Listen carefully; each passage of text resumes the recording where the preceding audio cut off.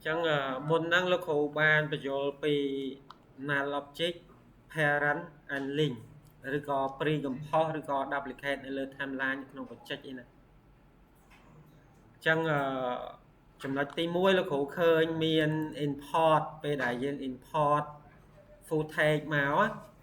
មែនជារូបភាពមិនមែនជាវីដេអូមិនមែនជាអីទេវាជា file Photoshop តោះនេះ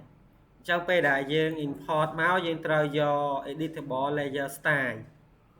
ព្រោះអីពេលខ្លះនៅក្នុង Photoshop យើងស្គាល់ layer style ទេត្រូវអត់ហ្នឹងហើយអញ្ចឹងបើសិនយើងយក merge layer style នៅក្នុង Photoshop ហ្នឹងអត់អាចកែនៅលើហ្នឹងបានទេតែបើយើងយក editable layer style ដូចជាយើងដាក់ drop shadow ឬក៏យើងដាក់ហ្នឹងហើយ drop shadow ហ្នឹងនៅក្នុង layer style ស្មៅត្រូវអត់អញ្ចឹងយើងចូលមកក្នុង After Effects យើងអាចកែវាបានដែរនៅក្នុង timeline នេះមាន layer style បានដែរខុសគ្នាកន្លែងណាហើយមួយទៀតកន្លែងនេះយើងអត់យក full take ទេបើយើងយក full take ជើងទាំងកផ្លៅកផុនជើងប្រអប់ជើងនឹងជាប់គ្នាតែមួយទេអញ្ចឹងយើងយក com ទៅអញ្ចឹងពេលដែលយើង import មកយើងឃើញមាន com មួយហើយនឹង layer A B C ឬក៏វាមាន element នៅក្នុងហ្នឹងទាំងអស់សំខាន់ layer Photoshop យើងមាន 1000 នៅក្នុងហ្នឹងមាន 1000 layer ដែរមាន 1000 file ដែរ 1000 element ដែរប៉ុន្តែយើងអត់ចូលមកក្នុងហ្នឹងទេយើងចូលទៅក្នុង com ដែលយើង import មកបានវានៅក្នុងក្រុមជាមួយគ្នាវាមាន layer 1000 នៅលើហ្នឹងដូចគ្នាដែរឬក៏នៅក្នុងនេះលោកគ្រូមាន3ដូចគ្នាដែរអាហ្នឹងមាន3មានដីដូចគ្នាហើយយើងបើក Photoshop យើង self យើងកែយើងអីចូលមកក្នុង After Effects គឺវាកែតាមគ្នាដែរតោះនេះវាកែតាមគ្នាដែរជាធម្មតាយើងរៀនដល់មេរៀន International New ឬក៏មេរៀននេះបន្តទៀតលោកគ្រូនឹងបង្ហាញតាក់ទងនឹងចំណុចអស់ហ្នឹងតោះនេះការ import ពី Photoshop មកបន្ទាប់មកយើងបាន com មួយដែល com ហ្នឹងគឺជើងទាំងអស់គឺវានៅត្រង់ទេតោះនេះនៅត្រង់ឬក៏ដូចរូបដែលលោកគ្រូ rotation ឲ្យ0វិញមកអ្នកដែលអត់សូវយល់មើលឡើងវិញហើយលោកគ្រូ review ឡើងវិញតបមកលោកគ្រូបន្តទៅមុខទៀតអញ្ចឹងធម្មតាវានៅស្មើអញ្ចឹងត្រូវអត់ហ្នឹងហើយអញ្ចឹងយើងត្រូវទាញ layer A នេះ layer A ហ្នឹងគឺជាកផុនជើងយើងថាកផុនកផ្លូវនេះកផ្លូវយើងអាចបិទបើកឬក៏យើងចុចនៅលើ icon រូបភ្នែកឬក៏យើង enable disable វាមកយើងត្រូវទាញអញ្ចប់ភ័ណ្ឌកផ្លូវហ្នឹងមកនៅកន្លែងចកេះនេះដៃនេះព្រោះអីកន្លែងហ្នឹងពេលដែលយើង rotation ទៅគឺចំកផ្លូវហ្នឹងអាហ្នឹងលោកគ្រូបិទអានេះចោលសិនហើយទី2គឺ layer B ហ្នឹងពីជង្គង់មកដល់កជើងអញ្ចឹងយើងត្រូវទាញអញ្ចប់ភ័ណ្ឌវាមកនៅកន្លែងជង្គង់ព្រោះអីកន្លែងហ្នឹងពេលដែលយើង rotation ទៅវាទៅកន្លែងជង្គង់ហ្នឹងឬក៏កន្លែងស្លាក់ជើងហ្នឹងអញ្ចឹងលោកគ្រូចូលមកក្នុងអក្សរ O អក្សរ C ចុចអក្សរ O rotation ទាញទៅគឺអញ្ចប់ភ័ណ្ឌវានៅកន្លែងកជើងហ្នឹងត្រូវឲ្យប្រអប់ជើងមកយើងបន្ទាប់មកយើងត្រូវ parent ប្រអប់ជើងទៅក្នុងកផុនជើងទៅកផ្លូវតោះនេះឬក៏ C ទៅ B ទៅ A អញ្ចឹងពេលដែលយើង rotation ទៅពេលដែលយើងបង្វិលទៅវាទៅតគ្នា link គ្នាណាយើងបានអាហ្នឹងហើយយើង pre-compose វាមួយ pre-compose វាមួយយើង pre-compose វាយើងដាក់ left ឬក៏ right មួយណាក៏បានដែរបន្ទាប់មកយើងមើលទៅលើ com ហ្នឹងដែលយើង pre-compose នៅលើបច្ចេកនេះហើយយើង control D ទៅហើយយើង rename វាទៅជា left វិញព្រោះអីមុនហ្នឹងយើងដាក់ right ណាតោះណាបន្ទាប់មកយើងបានរូបប៉ុណ្ណឹងពីរហ្នឹងឆ្វេងហើយនឹងស្ដាំតោះឆ្វេងស្ដាំអញ្ចឹងទៅហើយយើងត្រូវបង្កើត null មួយដែល null ហ្នឹងយើងត្រូវទាញ position វាទៅលើអញ្ចឹងក៏បាន ឬក៏យើងចូលមកក្នុងអក្សរ P ឬក៏យើងឈរនៅលើ transform យើងដូរ position វាទៅលើចឹងទៅខាងឆ្វេងចឹងមកពេលខ្លះយើងលះគឺយើង reset វាចោលនៅក្រោមចឹងយើងគ្រាន់តែចូលទៅក្នុង select view មក select sun to មក shortcut អក្សរ V ហើយយើងចូល snapping ក៏បានយើងមិនបាច់ក៏បានទាញវាមកជាប់lạiទាញយកតែម្ដងមិនបាច់ដូរលេខទេដូរលេខជួនកាលយូរវិញទេយឺតវិញទេអញ្ចឹងពេលខ្លះយើងត្រូវការទាញទៅតែម្ដងពេលខ្លះយើងប្រើលេខដែរអាហ្នឹងជាពិសេស rotation នេះយើងត្រូវកំណត់លេខច្បាស់លាស់45ឬក៏90 180នេះទៅណាបន្ទាប់មកយើងតេស្តទាញកន្លែង null object មកវាអត់ដើរទេអញ្ចឹង null ហ្នឹងយើង control ជើងឆ្វេងជើងស្ដាំ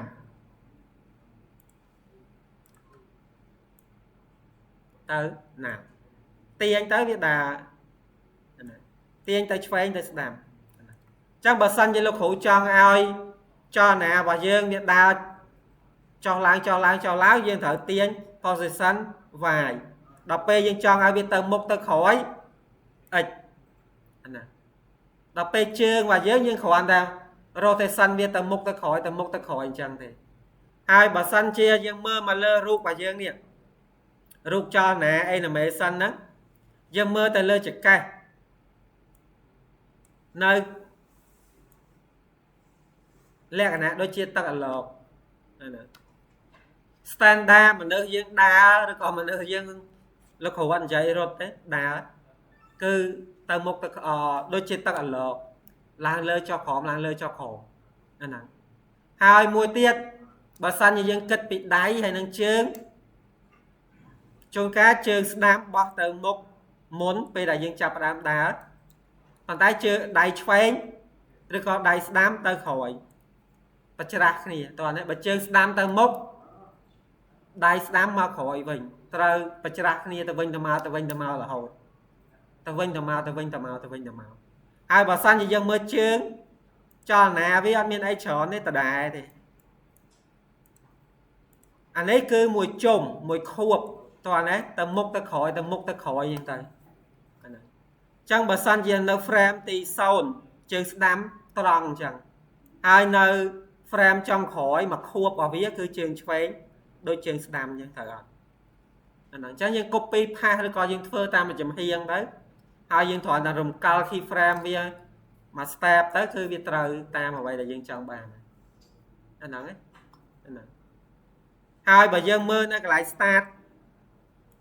អានេះជើងឆ្វេងបែបហ្នឹងអាហ្នឹងដល់ពេល frame ចុងក្រោយជើងស្ដាំបែបហ្នឹងវិញអាហ្នឹងទៅវិញទៅមកដដែលទេអាហ្នឹងអញ្ចឹងលោកគ្រូត្រូវ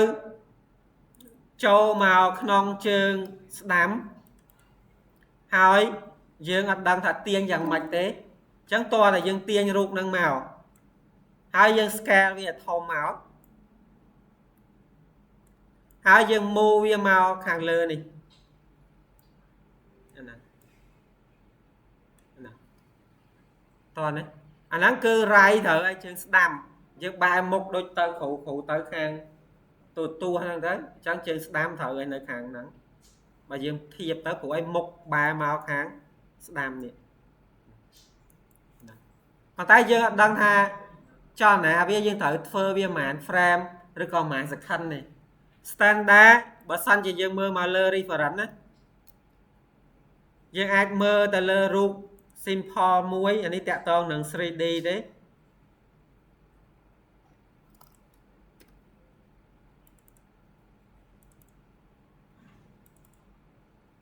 animation ចឹងតាក់ទងនឹងការធ្វើដើរគឺ24 frame ចលនា standard មនុស្សយើងដើរហ្នឹងគឺ24 frame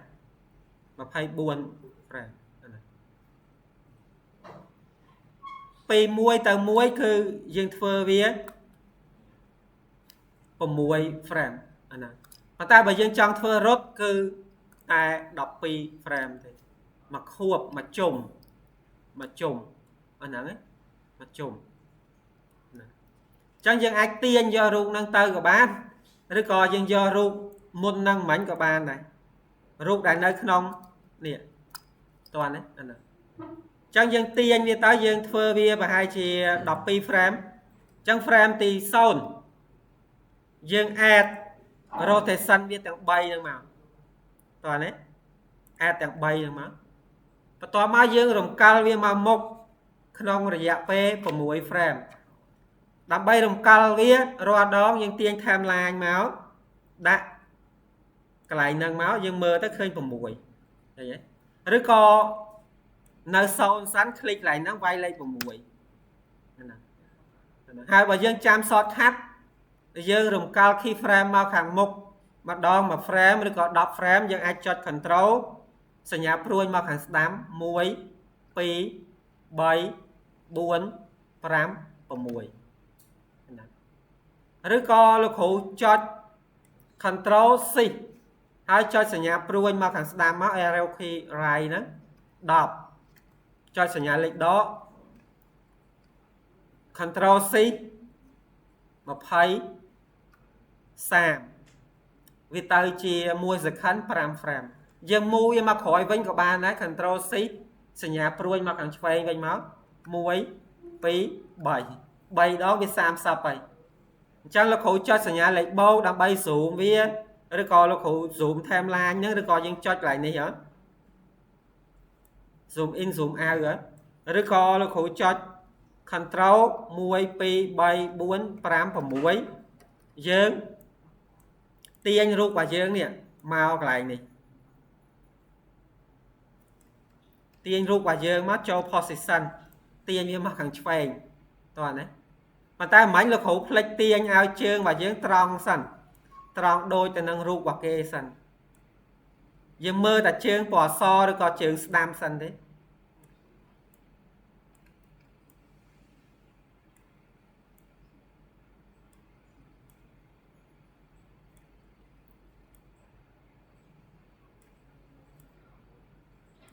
ទាញឲ្យត្រូវសិន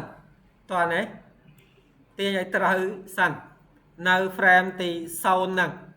ចាំលោកគ្រូចុច1 2 3 4 5 6យើង position រូបរបស់យើង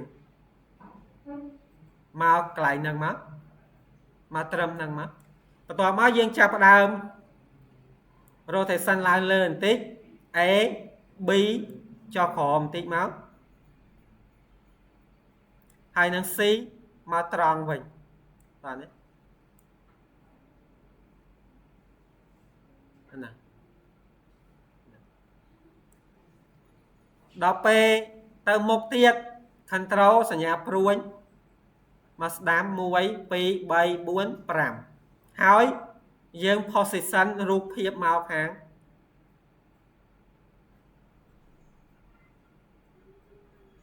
កផ្លូវចំកផ្លូវនេះមើលតែកន្លែងកផ្លូវទៅបានហើយចកេះហ្នឹងហើយចាំយើង rotation ឲ្យវាត្រង់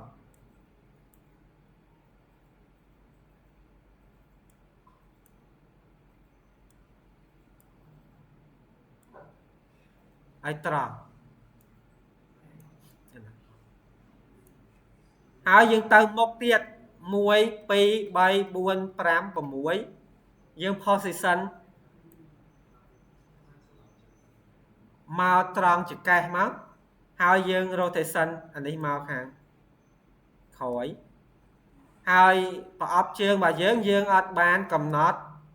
ឲ្យវាបត់កន្លែងម្រាមជើងទេអញ្ចឹងយើងអាចលួចយកតំណឹងទៅបានទេតោះនេះពេលដែលយើងចង្អើតទៅគឺវាបត់កន្លែងហ្នឹងប៉ុន្តែយើងអត់មានធ្វើដល់ហ្នឹងទេតោះធ្វើដល់ហ្នឹងតោះមាន D មួយទៀត A B C D 4ហ្នឹង1 2 3 4 5 6 move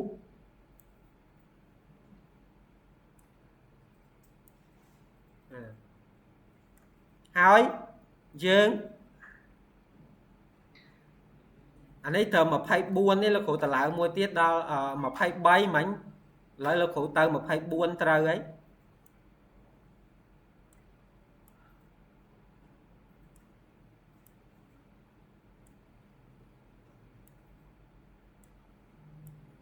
ចឹងយើង rotation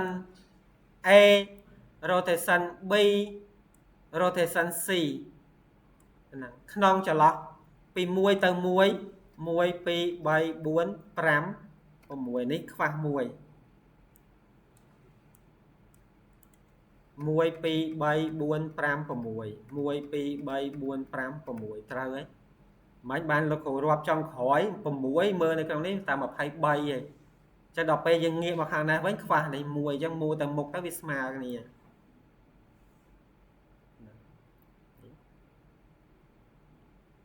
យើងបានជើងហ្នឹងយើងអាចលុប Ctrl X right left Ctrl V ទាញវាមកខាងក្រោម Ctrl គ្នាបិទគ្នាបើក Ctrl C គ្នាបិទគ្នាបើកត្រូវអត់ដើម្បី move វាទៅលើទៅក្រោមបង្អស់ Ctrl C គ្នាបិទទៅលើបង្អស់គ្នាបើកចុះក្រោមបង្អស់ Ctrl គ្នាបើកគ្នាបិទទៅលើមួយគ្នាបើកចុះក្រោមមួយហើយលោកគ្រូចុចអក្សរ P មក position មកកន្លែងហ្នឹងអញ្ចឹងយើងមើលតែកន្លែងចង្កេះទៅបានហើយហើយចង្កេះនឹងចុះក្រោមឡើងលើគឺយើង control នៅលើ null ទេតោះណាដែលលោកគ្រូនិយាយថាចង្កេះរបស់យើងពេលដើរទៅដូចជាទឹកអាឡុកហ្នឹងអញ្ចឹងយើង rotation អានេះមក A B C ចុចអក្សរ O វារត់ទៅទាំង3ហើយហើយទាញវានៅសក្ខន្ទី0យើង add ទាំង3ហ្នឹងមកនេះឲ្យឃើញ key frame ទាំង3អត់មានតាក់ទងលើរូប reference ទេហើយចាំយើង rotation B A បន្តិច B បន្តិចហើយនឹង C បន្តិចចុចសញ្ញាលេខបូកដើម្បី zoom timeline ចុច control សញ្ញាព្រួយមកខាងស្ដាំរំកិលម្ដង1 2 3 4 5 6ហើយយើង position មកខាងនេះហើយយើង rotation ជើងរបស់យើង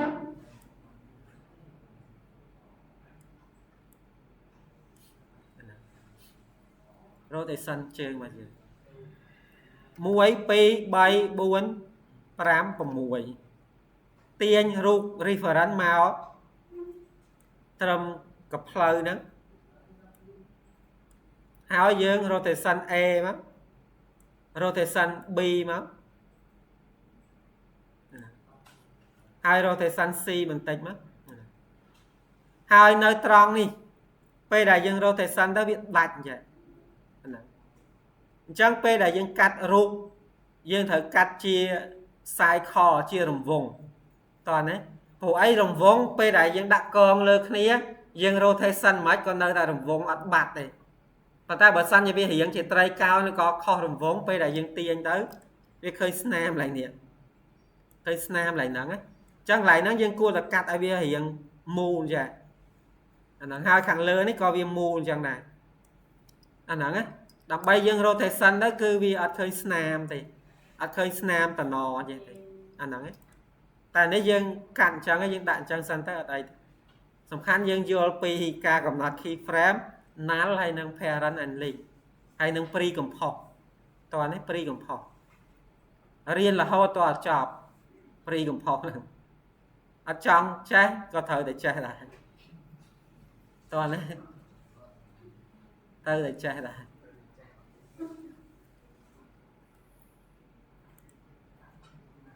ហើយបើថាអត់ខ្វល់ជាប់ធ្លាក់អត់នេះតើតែយើងដូរជំនាញចាញ់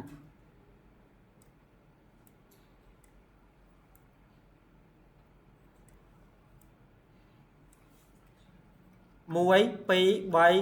5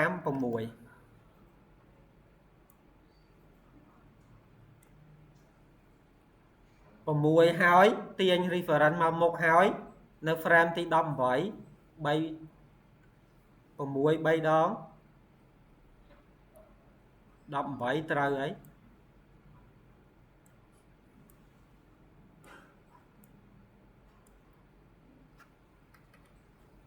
1 2 3 4 5 6ទាញរូប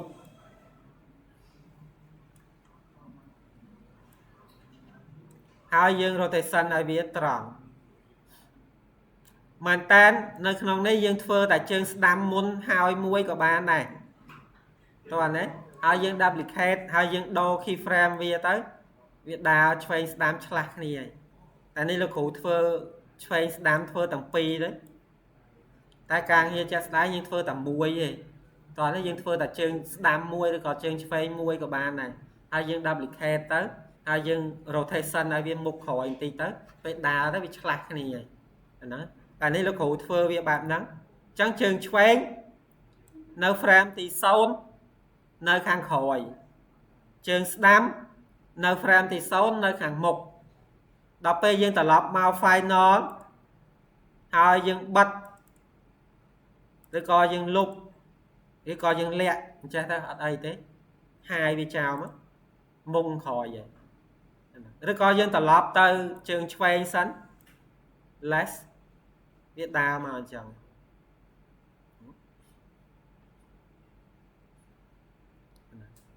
ហើយជើងស្ដាំគឺវាដើរមកអញ្ចឹងដែរ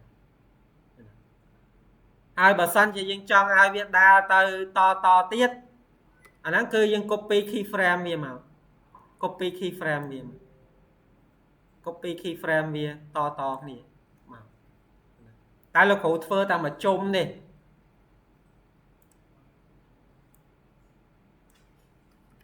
ទាញមកដល់ frame ទី24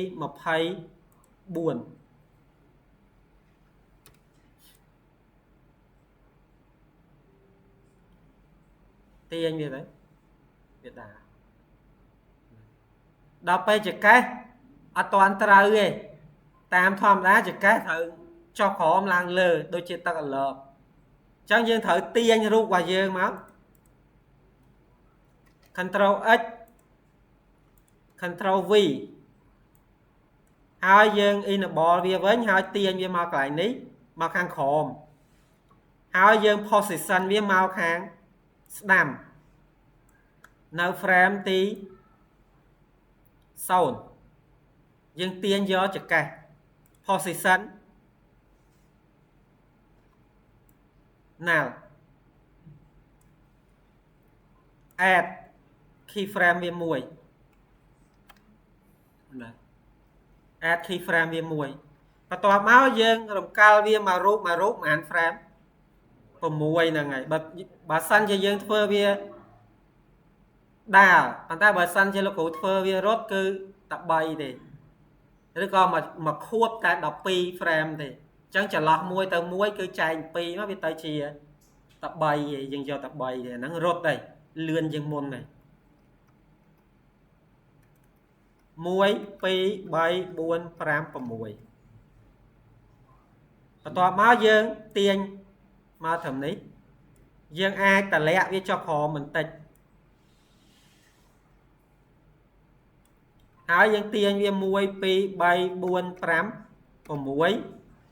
រូបរបស់យើងមកត្រឹមនេះហើយយើងមួអានេះឡើងលើបន្តិចមកទាញមកមុខ1 2 3 4 5 6មូរូបរបស់យើងមកខាងឆ្វេងទៀតហើយវាហោះឲ្យវាឡើងទៅលើតិចទៀតឡើងលើមិញចុះតែវាឡើងលើវិញបន្តិចទៀតចុះ1 2 3 4 5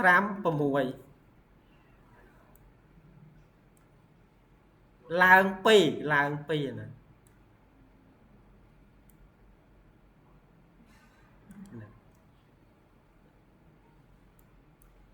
ចឹងលោកគ្រូអាចបិទរូបនឹងចោលយើងមើលវាចុះឡើង